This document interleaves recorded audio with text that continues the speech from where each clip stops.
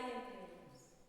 Pues siendo esto así, ¿qué no ocurrirá con el alma, cuyo mundo es purísimo y etéreo, cuya equilibrada esencia tiende a lo alto y cuya sustancia está cresta a percibir la afinidad y la inclinación, el deseo y la aversión, el apetito y la repulsión? Cuando deseamos una cosa, fuerza es que busquemos un medio que nos conduzca a ella. La primera industria de la que suelen echar mano los que suspiran por la unión es la de usos y alusiones verbales, recitando una poesía, O un refrán oportuno, o un verso enigmático, o dejando caer frases ambiguas, o subrayando con intención las palabras.